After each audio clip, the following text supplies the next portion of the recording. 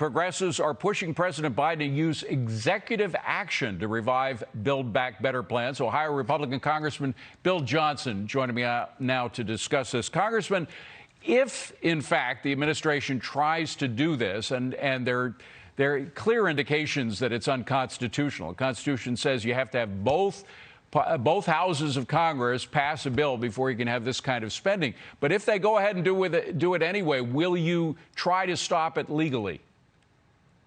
Absolutely. And I think it'll be up to Republicans in the House and the Senate to mount that challenge, to make sure the American people know what's going on, trying to pull the wool over their eyes. And I think it'll be up to the states, attorneys general all across the nation, for example, like the ones who have gone after the vaccine mandates.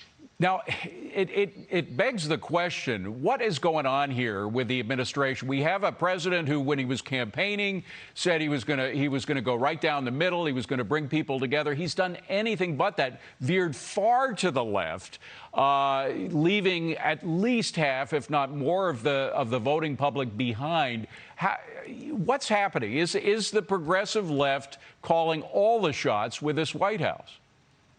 Well, it appears so. It appears so. Clearly, the Biden administration has tried to jam through this massive social reengineering legislation called Build Back Better. It's not going to build back better. It's going to make everything more expensive, from gasoline at the pump to groceries at the food store.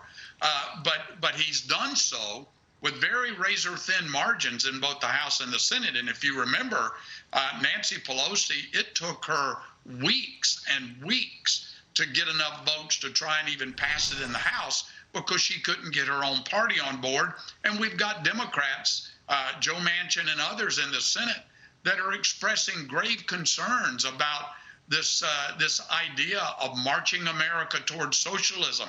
So clearly, they are off track with what they promised during the campaign. And Congressman, it's more than just the BBB plan. I mean, there's so many issues on which this administration has put forth, for example, nominees who essentially want to undo our free market economy. We had the famous Omarosa, the nominee for the controller of the currency, and she wanted to essentially nationalize private capital in America. I mean, this is not just kind of the mild Bernie Sanders democratic socialism. This is hardcore Marxism. No, this is Bernie Sanders on steroids. You're exactly right. This is Marxism. And I mean, if you look at what has happened at the end of 2020, we still, in spite of the pandemic, we had the best economy that we had in 50 years, the highest wages, the lowest taxes, the best national security. Our borders were secure. We were energy independent for the first time in 70 years. And it has taken just less than a year, less than 9 months, for this administration to dismantle the greatest economy that America has had since Ronald Reagan. It's an absolute disaster. Congressman, we've only got about 30 seconds for you for this very complex question. But you were in the military for 26 years. Thank you for your service. You left as a lieutenant colonel. There seems to be a crisis in confidence in the military, mainly because of what happened in Afghanistan. How do we address that? Well, I tell you, that is a big concern of mine.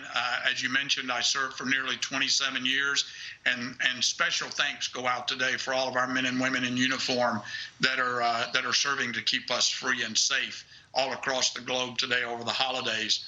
But I tell you, we need generals that'll stand up and be generals and look out for the military and look out for our war fighters, instead of concentrating on being woke and being diverse and inclusive. I served in a military that was extremely diverse, and I never experienced the problems that they say they're trying to fix today. We've got a bigger problem that needs to be addressed, and that's the confidence of the military itself. Congressman, great to see you. Have a wonderful New Year. Thank you very much for being here.